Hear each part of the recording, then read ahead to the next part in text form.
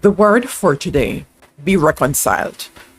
God created us to have unbroken fellowship with Him and each other. That's why Satan's first ploy was to separate us from God and each other.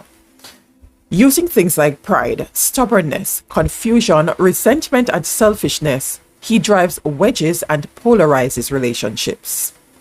What starts out as a misunderstanding often ends in angry standoffs or toxic silences that last for hours, days, or sometimes years. Furthermore, we delude ourselves by thinking it's nobody else's business. The fallout can't be contained. It affects every relationship in our lives, all because we're determined to prove we're right and the other person is wrong. And it's not just a psychological problem. It's a sin problem in need of a divine solution. Here's how God handles polarized relationships. Paul writes, God was reconciling the world to himself in Christ, not counting people's sins against them.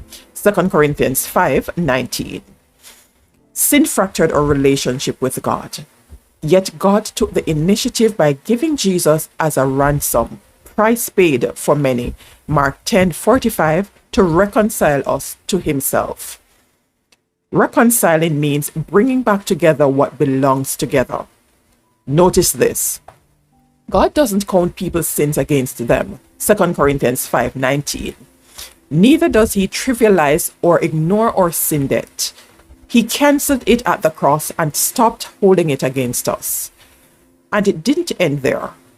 He has given us this message of restored relationships to tell others, 2 Corinthians 5:19, calling us to settle our relationships too.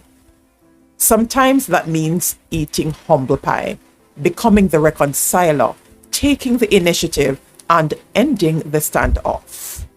Are you ready to do that today? That is the word for today.